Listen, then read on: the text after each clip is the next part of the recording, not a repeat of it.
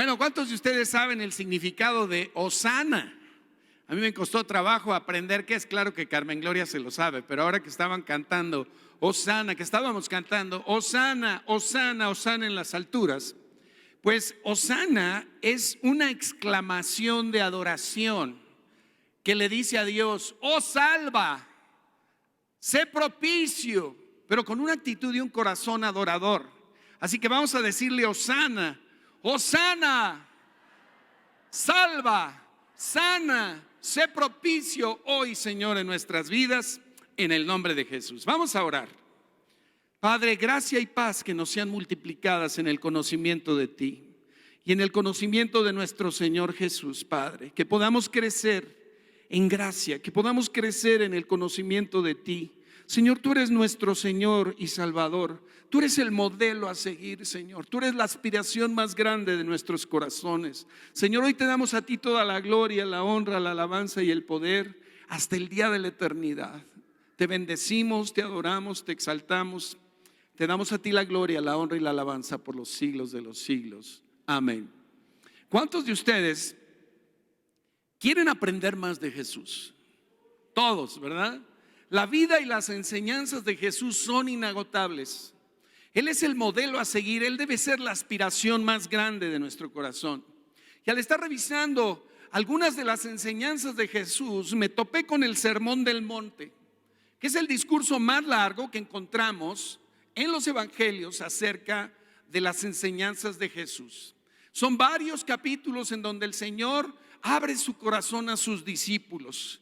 Y al inicio de este discurso en el monte, donde Él se sienta a hablar con sus discípulos y a exponerles su corazón y exponerles una serie de enseñanzas, empieza a hacer una serie de declaraciones aspiracionales, coloca una serie de estándares y de cualidades que quiere ver en la vida y en el corazón y en todos los ámbitos de la vida de los hijos de Dios. Al Sermón del Monte se le conoce como el manifiesto del reino. Y el manifiesto significa como la constitución, como la recopilación de una serie de normas éticas y morales que deben regir a los ciudadanos del reino de los cielos. Ahora, ¿cuántos de ustedes saben que todos los ciudadanos del reino de los cielos son o somos hijos de Dios? Es decir, que de los súbditos del reino todos somos hijos. No hay quien no sea hijo de Dios.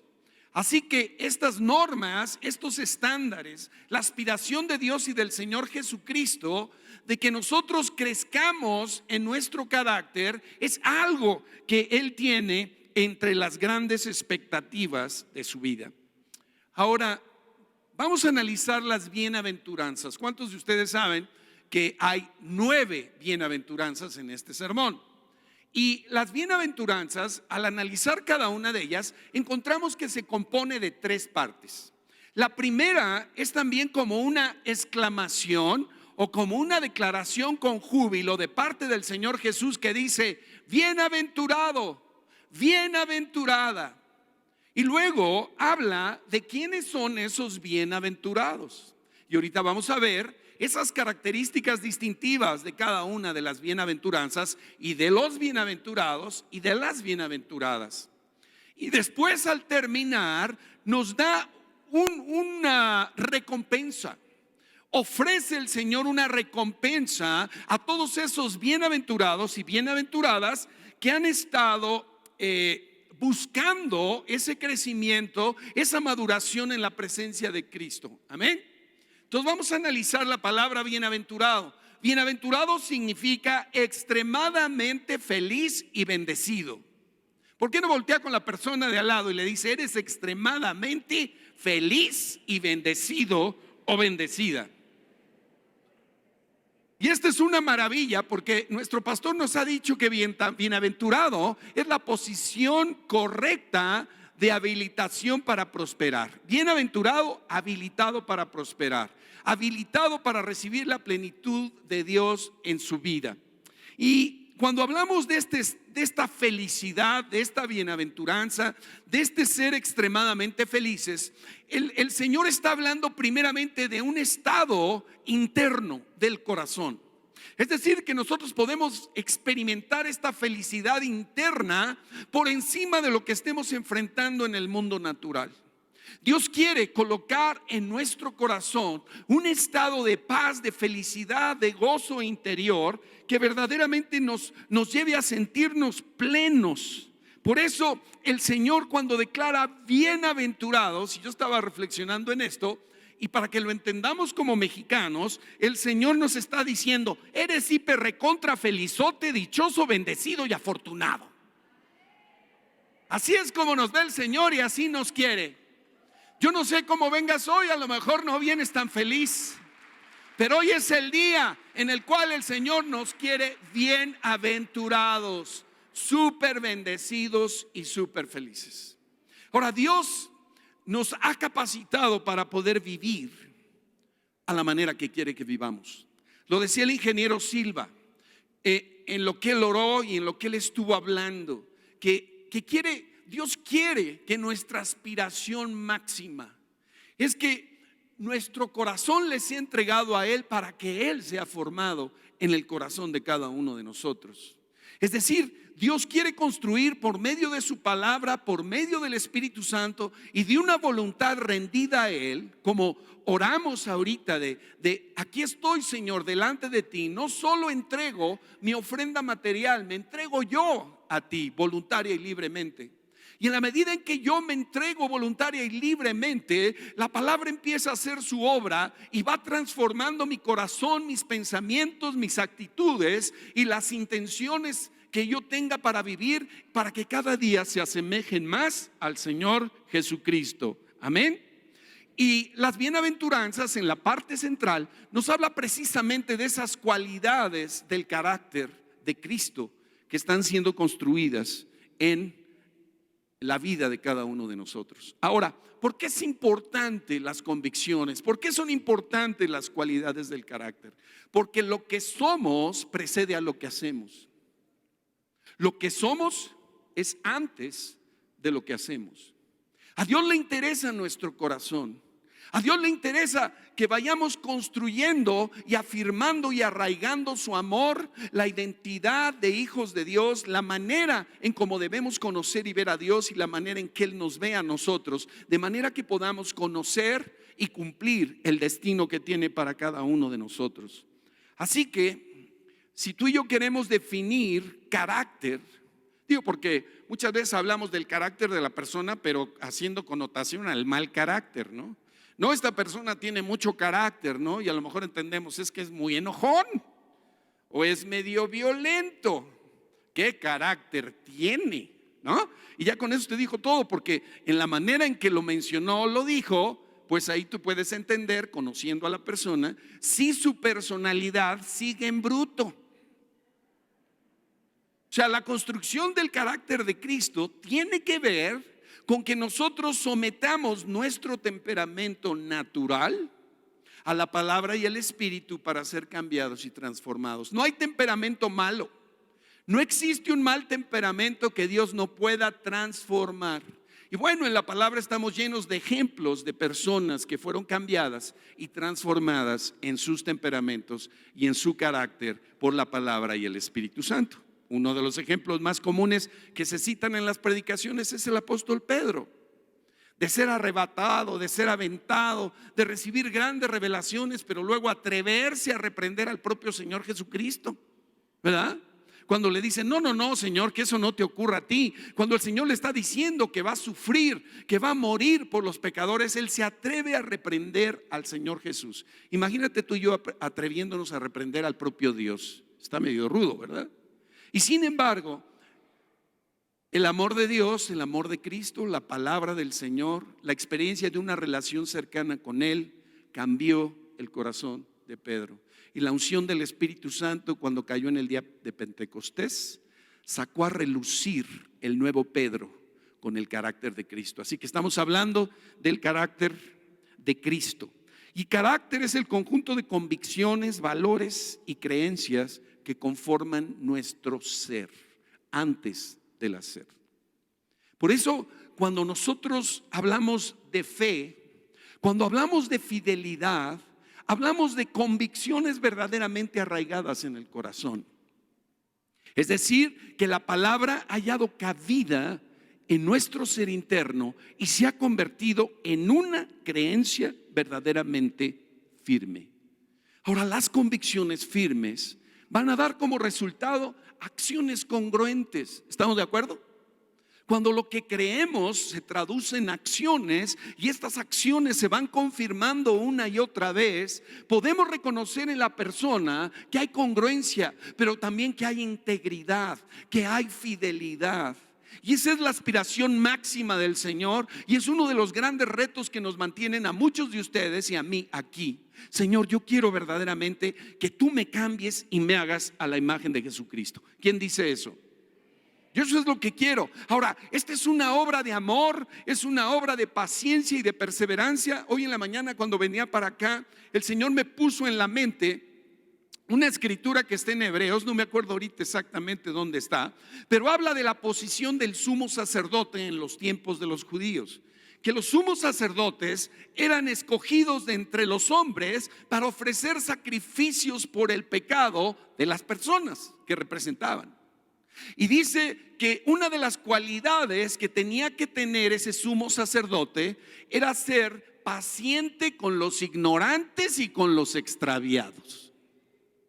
Imagínense al sumo sacerdote que tenemos hoy, a nuestro Señor Jesucristo, que está intercediendo continuamente por nosotros ahí en el cielo y le está diciendo al Padre: Señor, mira, tu hijo tiene una buena intención, pero es un poquito lento, está medio extraviado, anda medio ignorantón, pero Señor, tú eres paciente con cada uno de nosotros. Por eso hoy y últimamente ha estado hablando el Señor de que sus misericordias son nuevas cada mañana. ¿Quién necesita la misericordia de Dios hoy? Yo la necesito. Y ya sabemos la definición que nos ha dado nuestro pastor de misericordia: que Dios no nos paga conforme a nuestros hechos. Porque si nos pagara conforme a nuestros hechos, no nos la acabamos, sino que nos otorga su misericordia. Nos otorga su misericordia y nos da su gracia. Así que el día de hoy yo espero que tú sumes a tu corazón la palabra de Dios, el conocimiento de lo que Dios te revela en este día, que venga una suma, un agregado, para que se convierta en una convicción del corazón y que esa verdad creída y que podamos salir a la calle a vivirla con los hechos sea una realidad que nos represente, que podamos representar a Cristo allá afuera en los diversos roles y áreas de nuestra vida de una manera correcta y concreta. Amén. Eso queremos todos. Muy bien. Bueno, pues vamos a entrar a las bienaventuranzas. ¿Qué les parece? Vamos a la cita de Mateo 5:1. Las bienaventuranzas se encuentran del versículo 1 al versículo 16.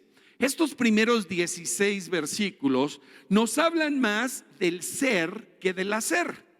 A partir del 16 vamos a poder ver una serie de acciones que el Señor quiere que realicemos en nuestra vida para representarle correctamente.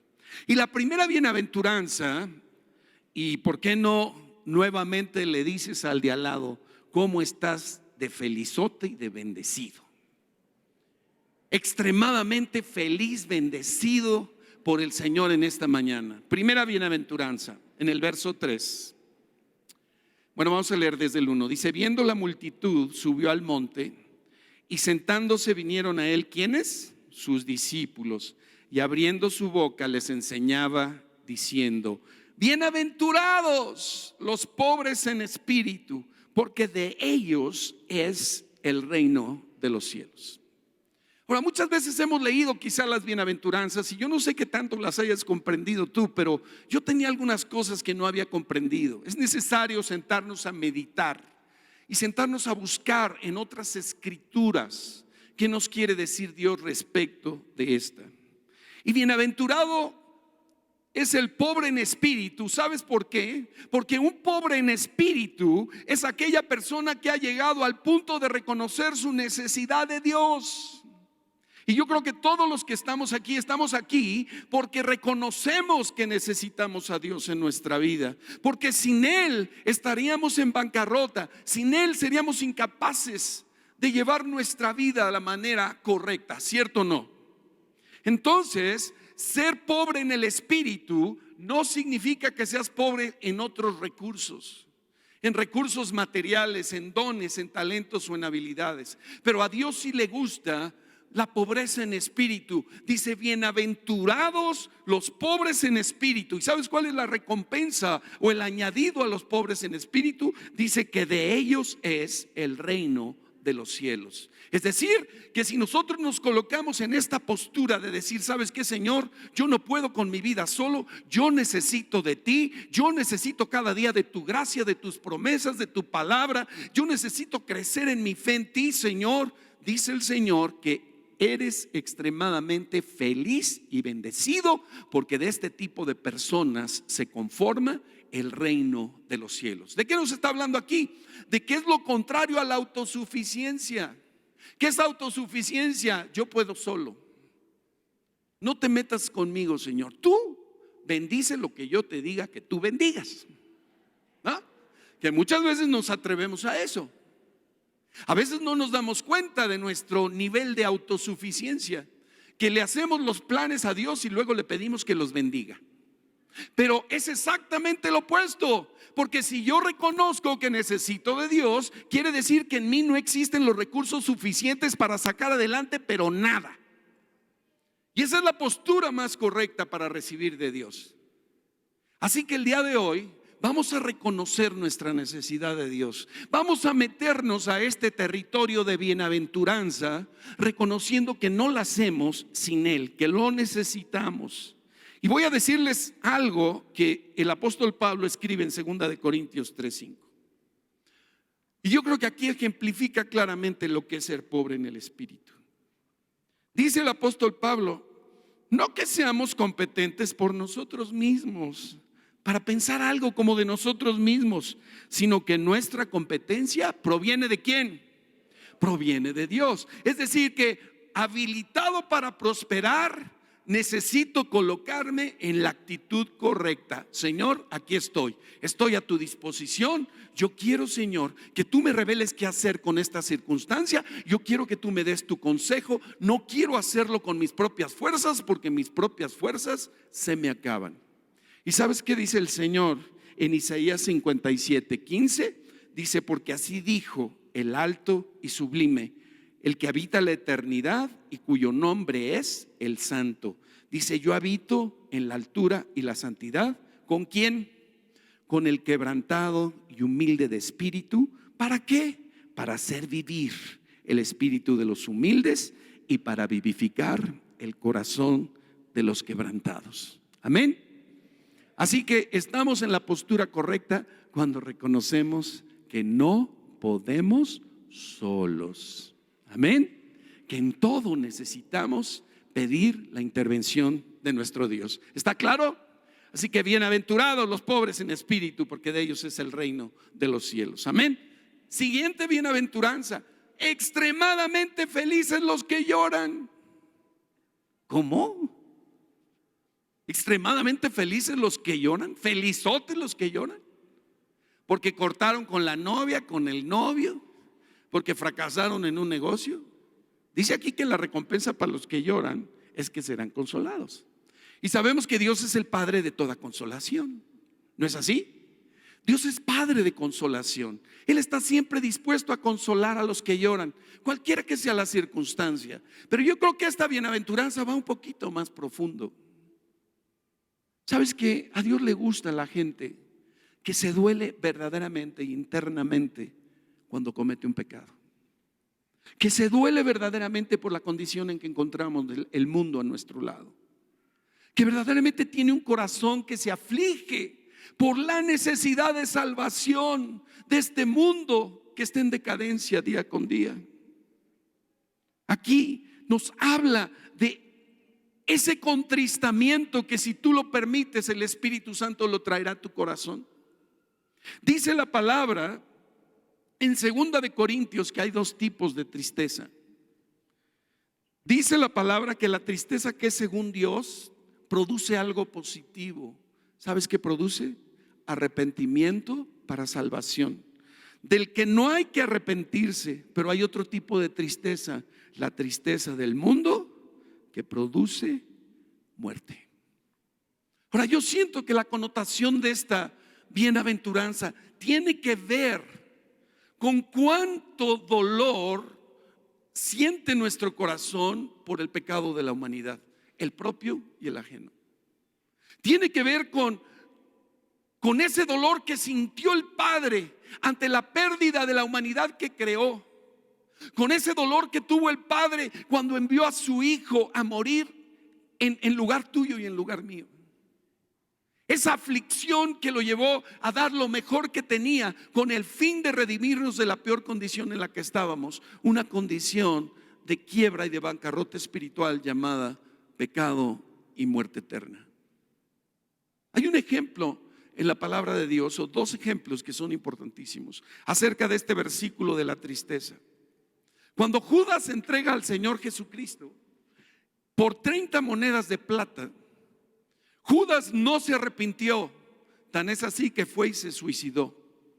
Pero tuvo un remordimiento, tuvo de este tipo de tristeza que es del mundo, que produce muerte.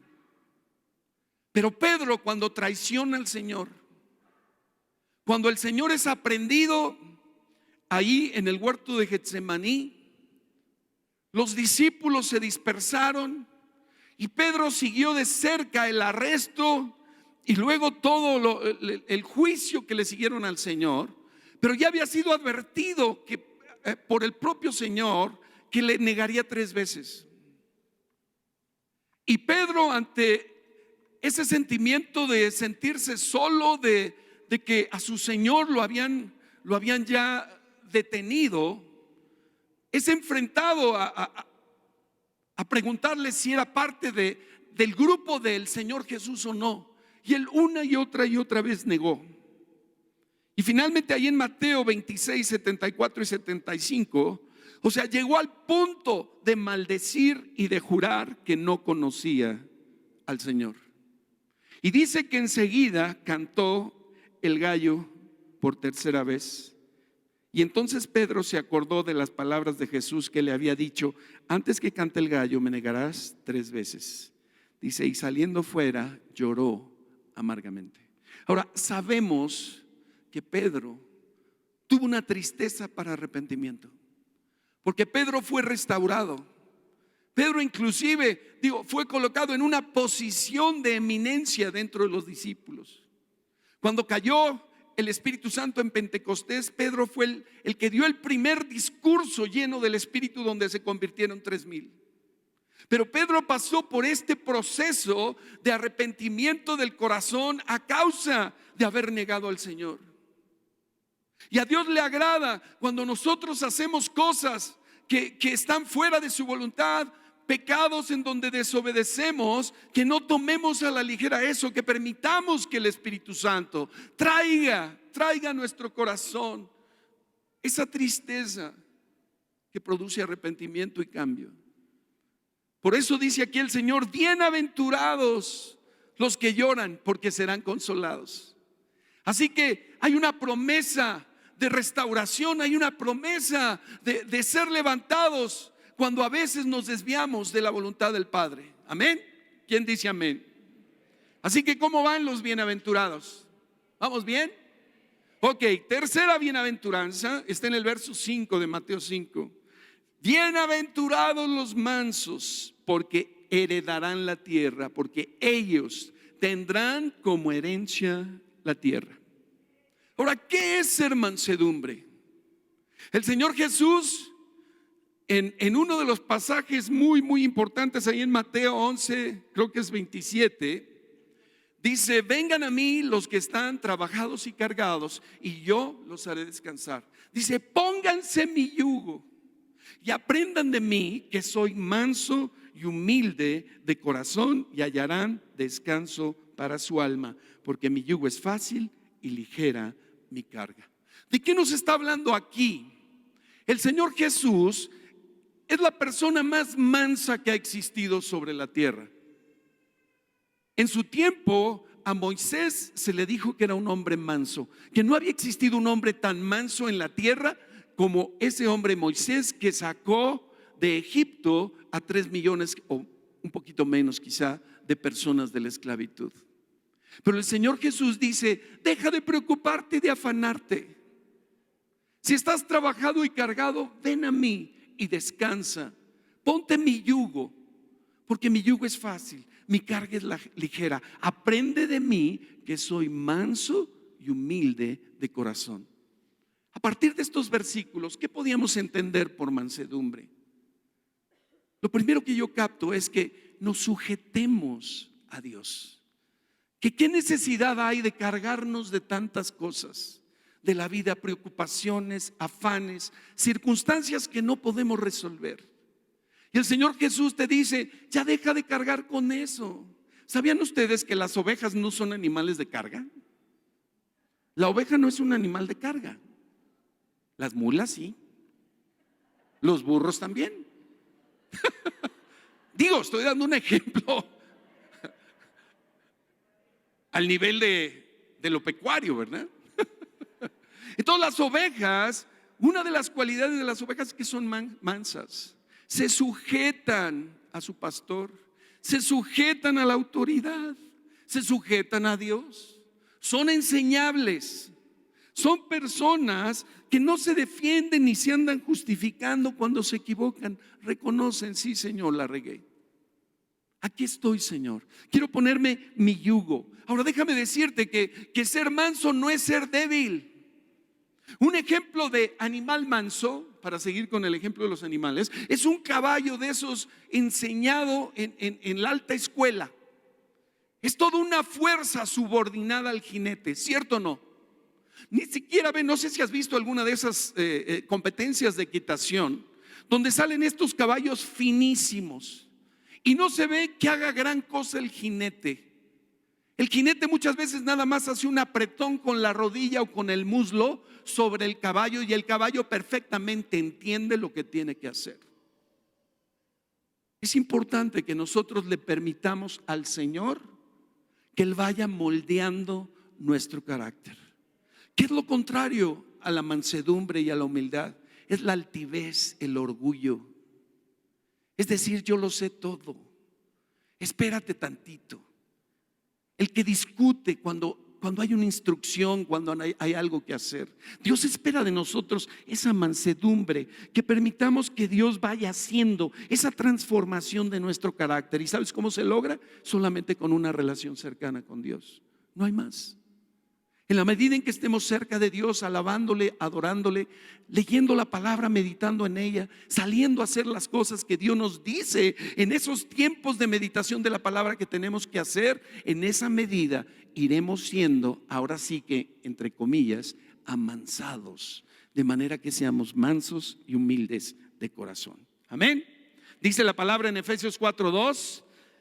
Que nos soportemos con toda humildad y mansedumbre y con paciencia los unos a los otros en amor.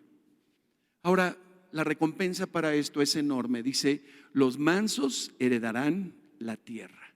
Ahora, estamos hablando en la actualidad, pero estamos también hablando en el milenio, cuando Cristo venga a reinar a la tierra con sus santos. Todos los que estén en los mayores puestos de autoridad y de jerarquía del gobierno mundial será gente totalmente mansa. Hoy vemos que en los liderazgos de los distintos áreas de gobierno y empresariales, muchas veces no está un manso gobernando, está un altivo, está un soberbio, está alguien que no está representando al reino de Dios. Pero ¿saben qué? Al enemigo se le está acabando el tiempo, al diablo le queda poco tiempo. Número 4, extremadamente felizotes los que tienen hambre y sed de justicia. ¿Sabes qué nos está diciendo aquí? Que al cristiano verdadero se le mide por sus apetitos. ¿De qué tienes apetito? ¿De qué tienes hambre? ¿De qué tienes sed? Se espera que nosotros, los hijos de Dios, tengamos un hambre y una sed continua de la justicia de Dios, de que el reino de los cielos se establezca en la tierra, porque su reino es justicia, es paz, es gozo en el Espíritu Santo. En la medida en que nosotros al lugar que vayamos estemos orando y estemos representando a Dios, pidiendo: Señor, venga tu reino, Señor, que en esta circunstancia tu justicia se establezca, que en esta circunstancia podamos ver tu paz, que en esta circunstancia podamos ver tu alegría. Dice: bienaventurados los que tienen hambre y sed de justicia. ¿Por qué? Porque ellos serán saciados. ¿Cuáles son los anhelos de tu corazón? Miren, hay algo que es increíble y que es maravilloso. No sé, a los líderes de la Casa de Vida, las personas que tenemos algún ministerio, que estamos continuamente observando a las personas. Tú que observas a tus familiares, ¿sabes qué? La gente que es nacida verdaderamente de Dios tiene hambre de Dios. No necesitas estarle forzando la papilla y la comida. ¿Cómo batallan las mamás, no? Para meterle la cuchara al niño, pero cuando el niño tiene hambre, olvídate, hasta solito agarra la cuchara y se pone a darle, y aunque se bata o lo que sea, tiene hambre. Todos los nacidos de Dios tenemos que tener un hambre y una sed de Dios que solamente el Señor nos va a saciar continuamente. Y déjame decirte algo: una vez que somos saciados, el Señor pone más hambre, y una vez que somos saciados pone más sed para buscarle, para adorarle, para bendecirle, para crecer en Él. Bienaventurados si tienes hambre y sed de justicia. Y si no, el día de hoy el Espíritu Santo va a traer un nuevo hambre. Como orábamos: Señor, hoy, Señor, manda tu fuego. Hoy vivifícame, hoy renuévame, Señor. Hoy quiero entrar en ese hambre y sed de que tú te reveles a mi vida y a la vida de la gente. Amén. Amén, amén, amén.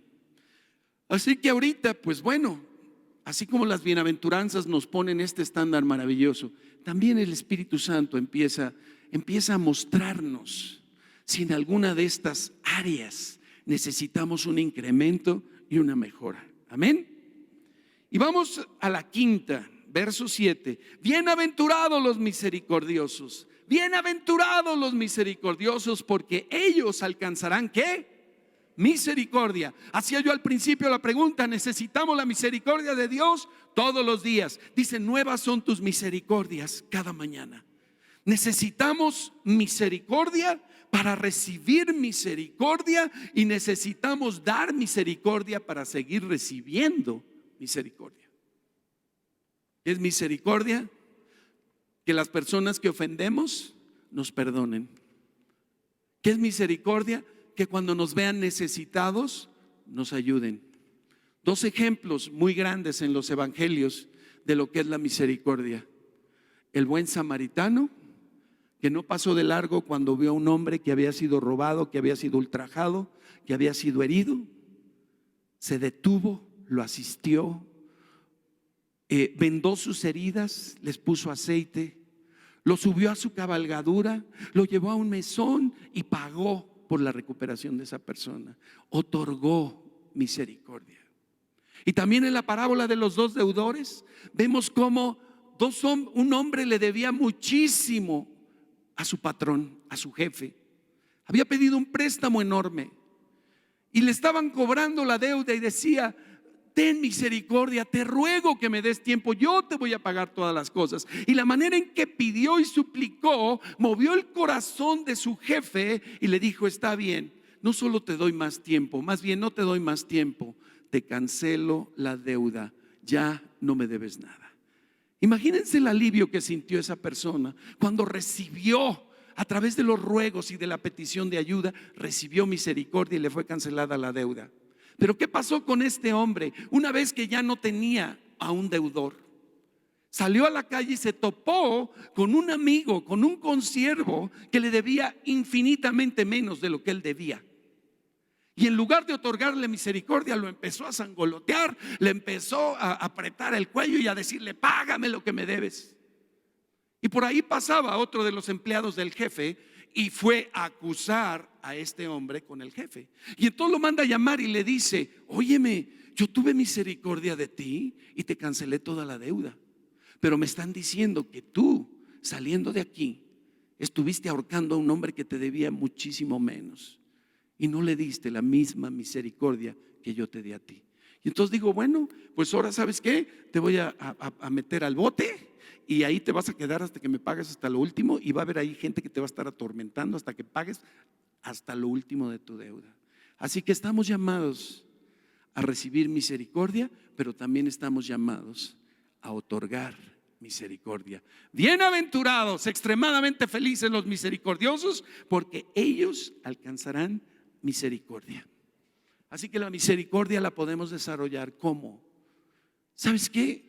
Se hablaba yo estuve pendiente ahí en la alabanza y en la adoración, que se usó 2 o 3 veces la palabra compasión, ¿verdad? Y la compasión y la misericordia están muy ligadas. ¿Saben por qué hacía tantos milagros el Señor Jesús? Por la compasión, por el dolor humano, por ver el dolor humano y sentirse y saberse movido a aliviar la necesidad. La misericordia tiene eso, busca aliviar la necesidad. Y nosotros podemos ensanchar nuestro corazón a la misericordia y a la compasión simplemente leyendo los milagros de Jesús en el Nuevo Testamento. Porque dice que se sentaba y les enseñaba y les predicaba, porque los veía como ovejas sin pastor. Y cuando alimentó los 5,000, en su corazón estaba el que ya han estado mucho tiempo aquí conmigo. Le dice a los discípulos: denles de comer. Y ellos se voltean y le dicen: ¿qué quieres? ¿Que vayamos aquí al Soriana y compremos así todo un cargamento de...? No, les dice: denles ustedes de comer. ¿Qué traen? Y había 5 panecitos y 2 peces. Y el Señor Jesús levantó sus ojos al cielo, bendijo los panes y los peces, sentó a la gente en grupos de 100 y de 50, y ¿sabes qué? Todos comieron hasta saciarse. Los milagros, la vida sobrenatural de Dios opera cuando en nuestro corazón hay compasión, hay misericordia y hay amor. Amén. Amén. Qué increíble es la palabra de Dios, ¿verdad? ¿Cómo ven? ¿Ya se cansaron? ¿Vamos bien? Es increíble este sermón. Yo sé que son muchos puntos, pero me estoy apurando. ¿A poco no? Vamos al punto 6. Creo que en tiempo voy bien, ¿verdad? ¿Voy bien en tiempo? Vamos a la siguiente, verso 8. Pero antes quería leerles lo que dice Tito 3 del 5 al 6, para relacionar la misericordia con la obra que Dios ha hecho en nuestras vidas. ¿Ya está ahí?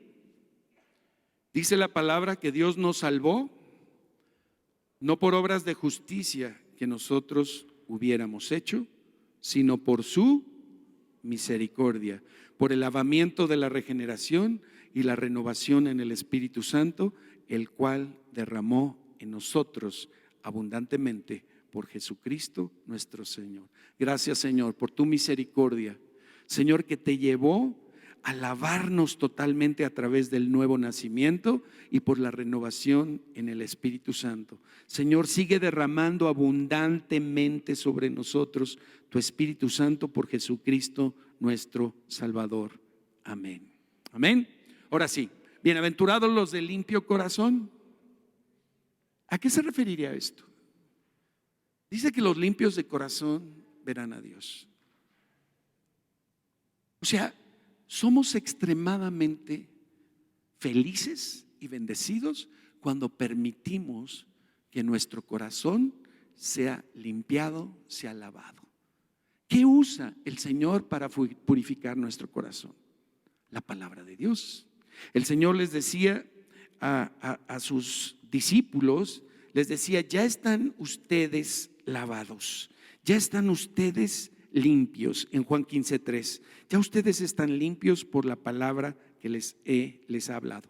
Ahora, yo he escuchado muchas veces Jeremías 17:9, no sé si tú lo has escuchado, que dice: engañoso es el corazón más que todas las cosas y perverso, ¿quién lo conocerá? Ahora, ¿qué sucede en el nuevo nacimiento? Ante la condición incurable del corazón humano, de la naturaleza caída, Dios tuvo que poner un corazón nuevo en nosotros, en cada uno de nosotros. Lo dice claramente Ezequiel 36, 25 y 26. Lo dice claramente. Dice que en los postreros días derramaría de su Espíritu Santo, que en el nuevo pacto nos sería quitado el corazón de piedra y pondría un corazón de carne. La regeneración, el nuevo nacimiento nos habla de que ha sido quitada de nosotros esa naturaleza pecaminosa y nos ha sido puesta la misma naturaleza de Dios, el mismo ADN, los mismos genes de Jesucristo, de manera que nosotros podamos crecer en pureza, podamos crecer en santidad, podamos ser conformados al carácter de Cristo. De otra manera sería imposible. El nuevo nacimiento nos dice que el corazón maligno ha sido quitado y que Dios ha puesto y regenerado un corazón, un espíritu en nuestra vida. ¿Cuál es nuestro problema? Nuestro problema es la renovación del entendimiento con la palabra, es la renovación y el cambio de los pensamientos para alinearlos a la vida de Dios, que es todo un proceso que la palabra va haciendo en nuestra vida a través de lavarnos, a través de limpiarnos, a través de enderezarnos, para que nosotros cada día pensemos como Él piensa, sintamos como Él siente, hablemos como Él habla, y entonces vayamos creciendo en carácter, en convicciones, y vayamos viviendo la vida que Él quiere para nosotros. Amén. Así que dice la palabra en 1 Corintios 5, 7 al 8: límpiense pues de la vieja levadura para que sean nueva masa, sin levadura como son, porque nuestra Pascua, que es Cristo, ya fue sacrificada por nosotros. Y dice el verso 8: celebremos la fiesta no con la vieja levadura, ni con levadura de malicia y de maldad, sino con panes sin levadura. ¿De qué?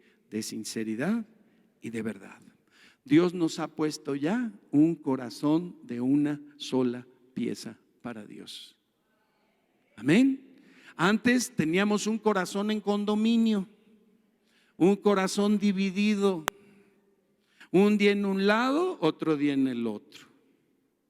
Pero cuando viene el nuevo nacimiento, el Señor ya nos hizo nuevamente de una sola pieza para Él. ¿Quién dice amén?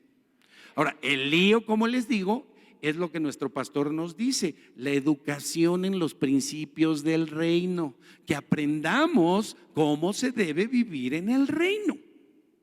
Y es de lo que estamos hablando aquí. Amén. Así que vamos a dejar que Dios vaya renovando nuestro entendimiento y que vayamos tomando decisiones. Pero hoy, Señor, declaramos, Padre, que tú eres el número 1 en nuestra vida. Amén. Límpianos, Señor, con tu palabra. Bienaventurados. ¿Te sientes bienaventurado el día de hoy? Extremadamente feliz, porque Cristo vive en mí, porque su palabra me está alimentando el día de hoy. Número 7. Y aquí a ver si algunas ovejitas no tuercen el rabo. Bienaventurados y bienaventurados y bienaventuradas los pacificadores, porque ellos serán llamados hijos de Dios. ¿Eres buscapleitos o busca paz? Nosotros, como hijos de Dios, estamos llamados a movernos en el espíritu de la reconciliación. Es decir, que el llamado a nuestra vida es atender puentes de reconciliación y de paz. Primeramente con Dios, decirle a las personas: mira a Cristo, reconcíliate con Dios. Cuando Pablo está diciendo de que somos embajadores de la reconciliación, ¿qué nos está diciendo? Dice: ve con la gente y dile que se ponga a cuentas con Dios. Esa es tu tarea y mi tarea como hijos de Dios, como sus embajadores. Que cuando veas una persona que está enojada contra Dios, que está enojada con la vida, que está amargado, que está infeliz, tú lleves un mensaje de reconciliación, que le digas: Dios te ama, Dios no está enojado contigo, Dios no quiere condenarte, Dios no quiere que pases una vida entera y eterna separado de Él. Sé un embajador de paz. El llamado, dice la palabra, que cuán alegres son los pies de los que anuncian la paz, de los que anuncian buenas nuevas. Yo no sé tú, pero yo era una persona que luego andaba amarrando navajas, como se dice. ¿Sabes qué? A veces los comentarios que se hacen tan a la ligera sobre circunstancias o personas hacen que las personas se predispongan contra otras, ¿cierto o no? A veces tenemos que aprender a callarnos, porque además de tender esos puentes de paz o esos caminos de paz de las personas con Dios, también tenemos que hacerlos en forma horizontal. Tenemos que buscar que la gente se reconcilie, que los matrimonios y las familias se reconcilien. La última, ¿cómo se dice?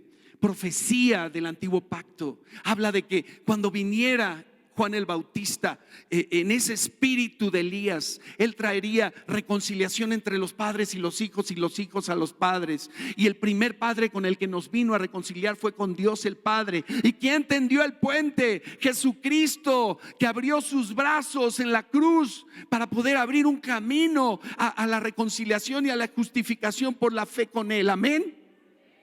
Así que tú y yo no podemos andar generando pleitos. No podemos ser personas que dividamos. Tenemos que ser personas pacificadoras. Dios quiere que sus hijos sean constructores de paz, de ambientes de paz. Su reino nuevamente es justicia, es paz y gozo en el Espíritu Santo. Dios odia a la discordia. Fíjate lo que dice en Proverbios 6, 16 al 19. 6 cosas que aborrece el Señor y 7 que abomina su alma: ojos altivos, lengua mentirosa, manos derramadoras de sangre inocente, corazón que maquina pensamientos inicuos, pies presurosos para correr al mal, testigo falso que habla mentiras, y el que siembra ¿qué? Discordia entre los hermanos.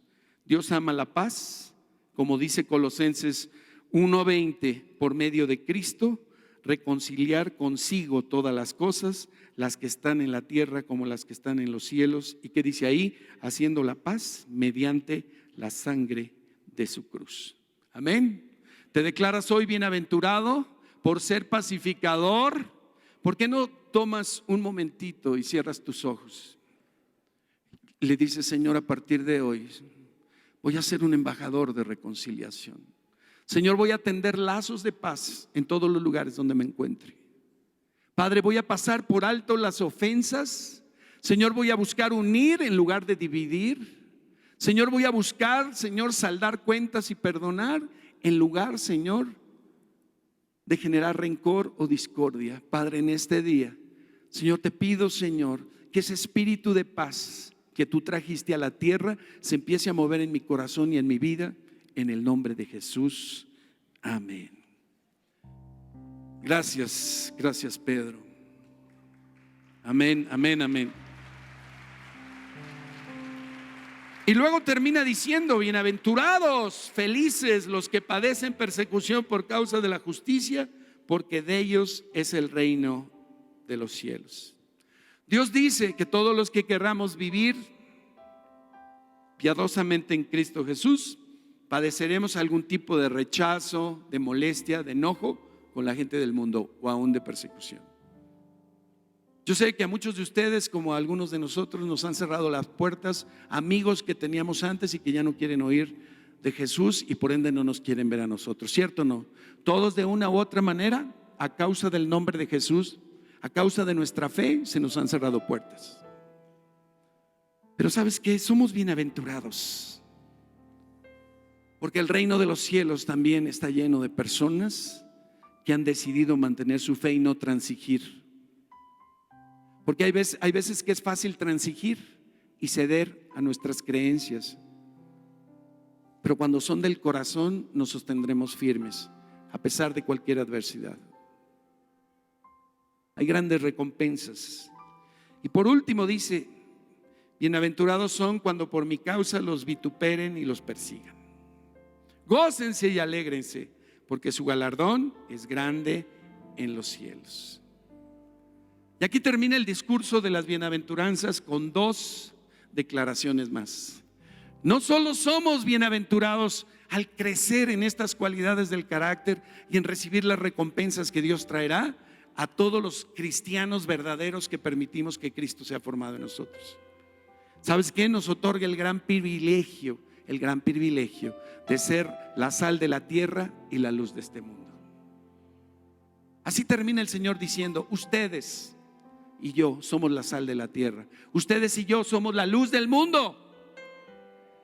Y la sal que preserva, la sal que impide la corrupción, la sal que da sabor y que realza el sabor de la vida de la gente, a causa del Evangelio de Jesucristo, a causa de las cualidades de Cristo en nuestra vida, que se ven, que se sienten, que se saborean los que reciben de nuestra vida lo que nosotros les demos. ¿Sabes qué? Hace la diferencia en la vida de muchos. Y dice que somos la luz del mundo, es decir, que la luz no se debe de ocultar, debe resplandecer.